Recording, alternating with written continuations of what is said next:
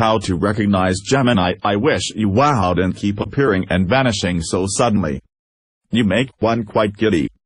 This time it vanished quite slowly, beginning with the end of the tail, and ending with the grin, which remained for some time after the rest of it had gone.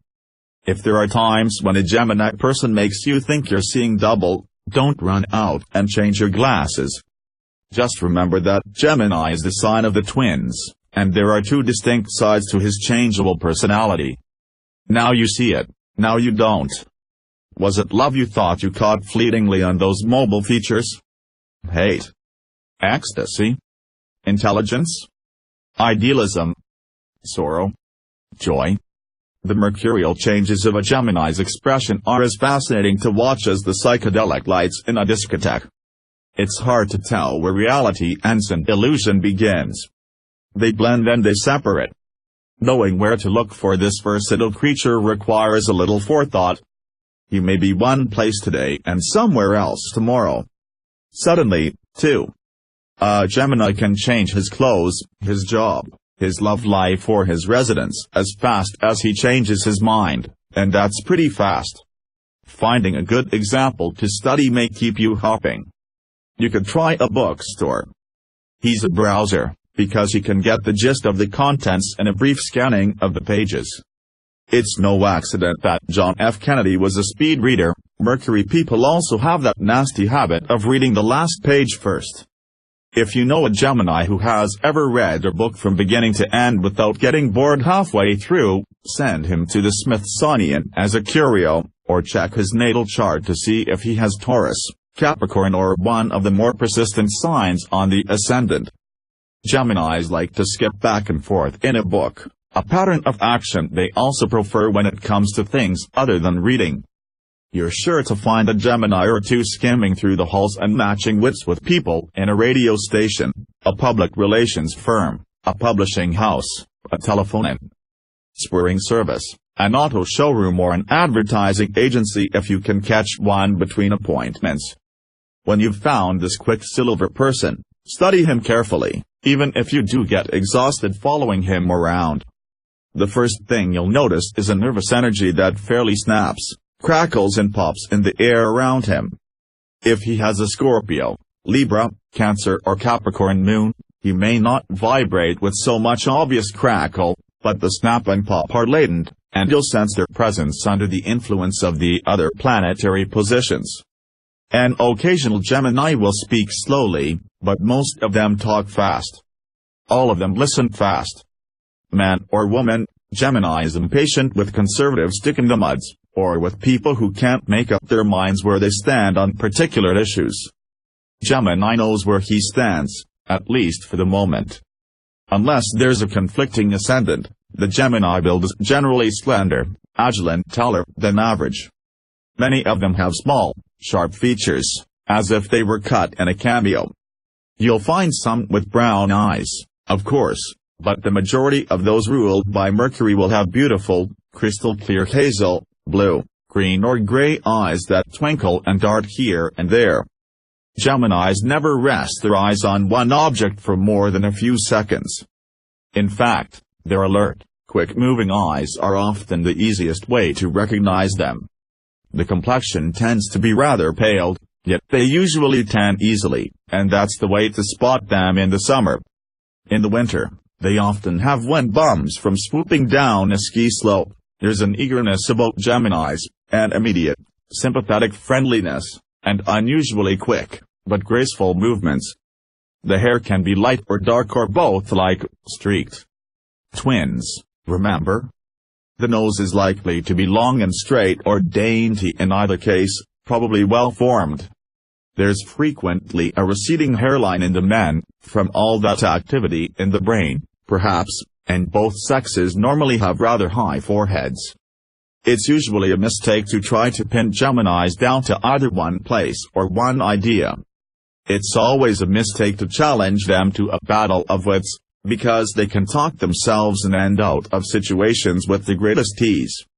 They think fast on their feet, or in any other position. They can be sharply satirical, and they're more clever than almost anybody. Some Mercury people take a mischievous delight in disconcerting slower minds with their lightning-fast mental processes. How would you like to get into an argument with Gemini Bob Hope? A June person will sometimes appear to light near you, like an inquisitive bird, survey the scene with excited curiosity, then dart off in a different direction almost before you can say hello. I often join a Gemini friend in Lindy's for cheesecake and some casual conversation. He's 35 to 40 years old, but he looks like a college student, which is typical of Gemini's ageless appearance. For a while we'll talk pleasantly, interrupting each other and easily bouncing from one topic to another. Then I'll search in my purse for a compact or a pencil, look up and like some disappearing artist in a magic act, my Gemini friend has vanished into thin air, taking the check with him. The more unevolved types use this agility to leave you with a check. When he pulls one of those fast dissolves, I glance around the room anxiously, and suddenly, there he is making a phone call or waving to me gaily as he skips out the door to who knows where. This particular Gemini was recently engaged to a wonderful Aquarian girl. If anyone can cope with an elusive Gemini, it's an Aquarian, and a week before the wedding, 5 would get you 20 anywhere on Broadway that he would find a way to slip out of the noose that somehow, he wouldn't make it to the church on time. But he did. Geminis can surprise you. Especially when they're in love. One of my favorite Geminians is a Mercury woman who typically runs Bells Limited, a New York answering service. The play, "The Bells Are Ringing," was based on her life. Possibly due to being glued to the telephone 20 hours a day, she's not quite as light on her feet as she was when she used to brighten Billy Rose's chorus line. You couldn't call her agile, since she seldom gets a chance to leave her switchboard, but still she gives the impression of flying around, even when she's immobile. Like most Gemini females, she has an extremely pretty, interesting face, with intelligence stamped on every feature, and her quick Mercury hands flutter in the air like lively birds. Using more charm and wit than the law allows, she cheerfully solves everyone's problems in the twinkling of one of her clear, blue eyes. I've watched this woman find a babysitter and a pair of gerbils for a customer, make out the grocery list, write 32 checks, one of her favorite occupations, phone a Broadway producer on a yacht in the Caribbean, send 9 telegrams, fold the family laundry, figure the week's working schedule for her operators, find her husband's blue tie, write down the directions for the shop where he could pick up some tropical fish for their son, snap 4 Polaroid pictures of the dog, open and read her monthly bills, then absently file them in the wastebasket, help a casting office locate an actress who speaks 6 languages, and give 12 clients a wake-up call all in the space of a little over an hour without leaving her swivel chair. Go talk that. The secret is in the Geminian duality. They can do 2 things at once with less effort than it takes most of us to do one. Mercury women often iron, feed the baby and talk on the phone at the same time.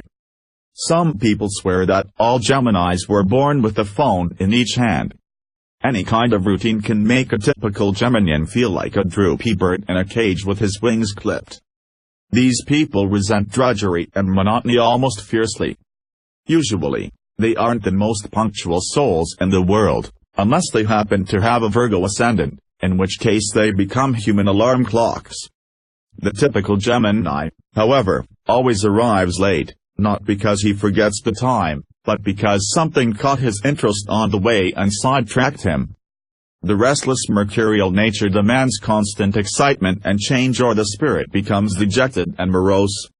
If you have a Mercury friend, you've probably already experienced a common Gemini habit that can be so annoying it can give you ulcers.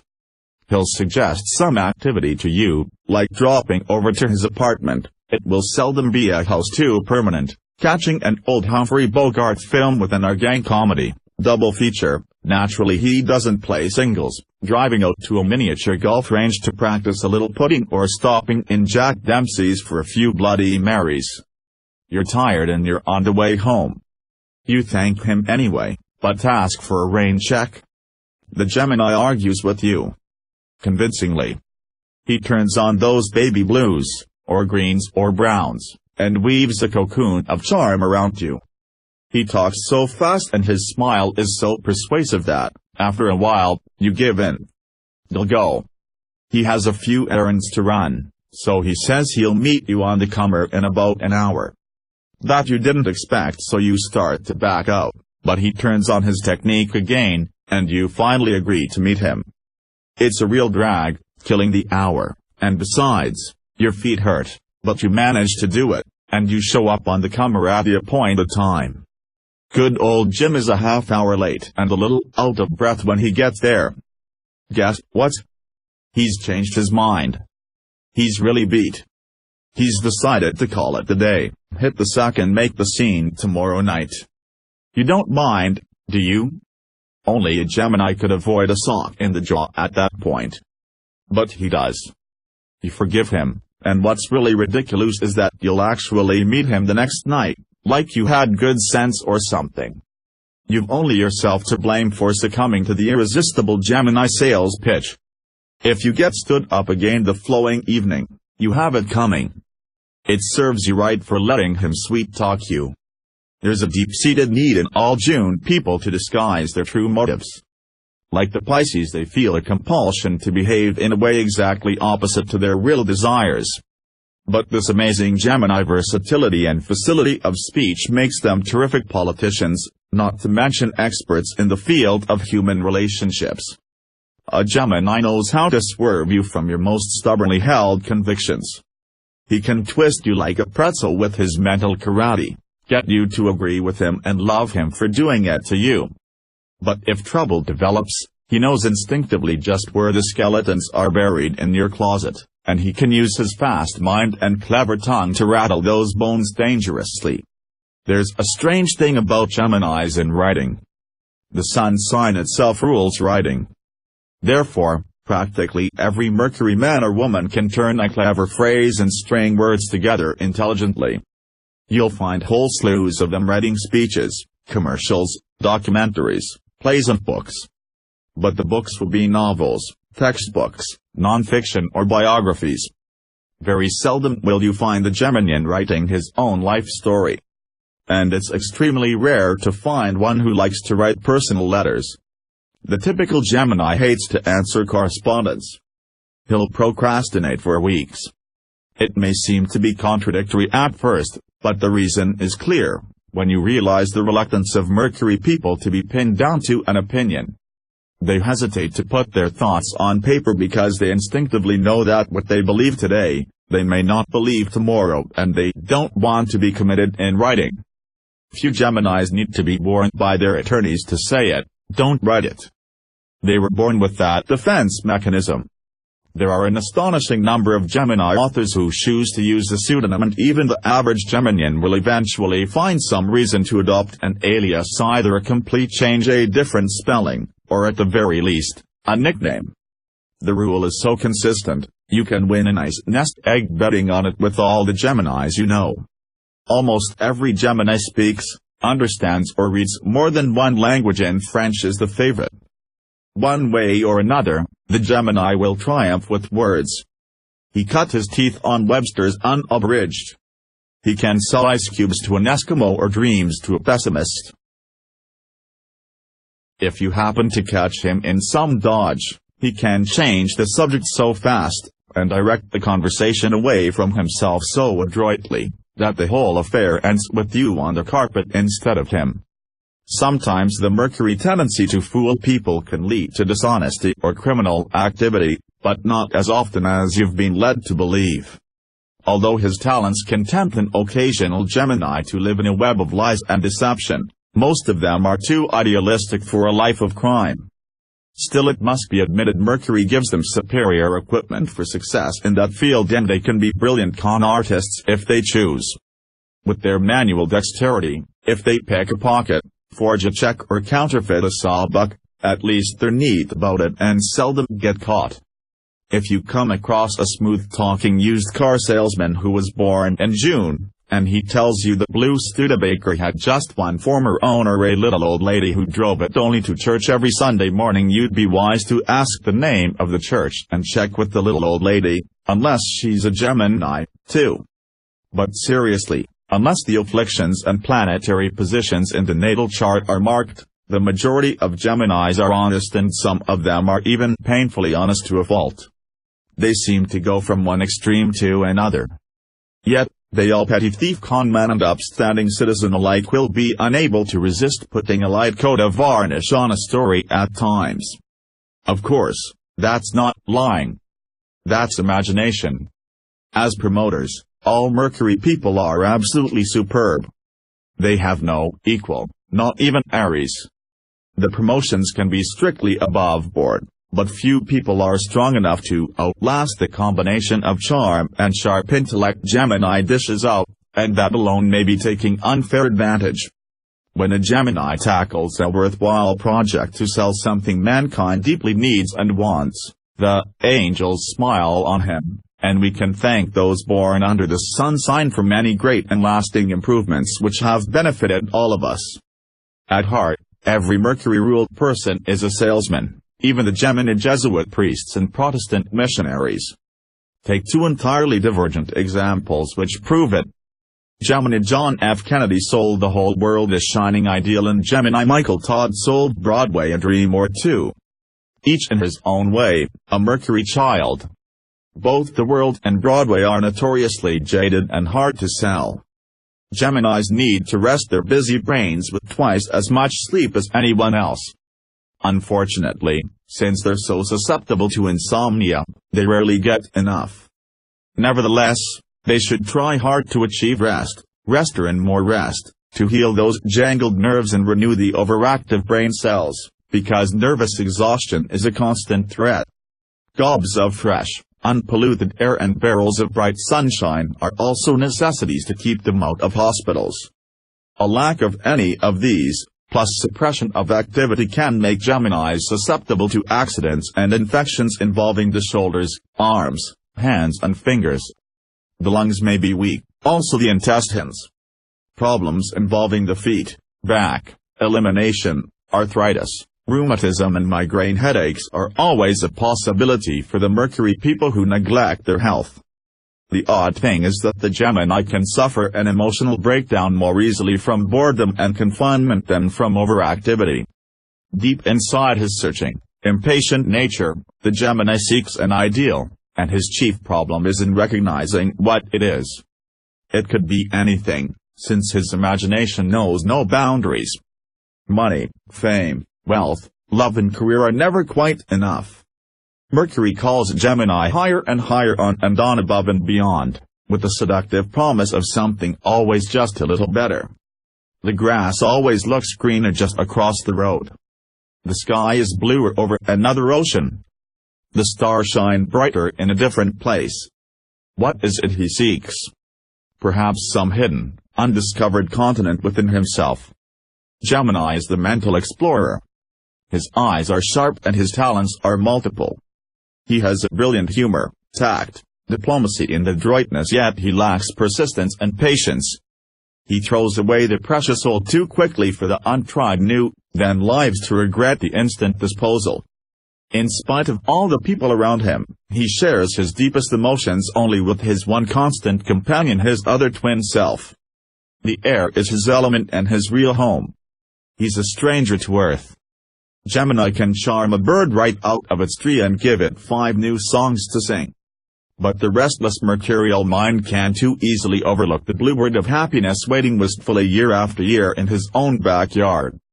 He wears clear yellows, greens and blues, silver and gray, and his moods reflect his glittering aquamarine jewel. He has the light touch, echoed and the delicate fragrance of the lily of Avali, and he has breathed the fresh promise of the greenest ferns in the deepest part of the forest.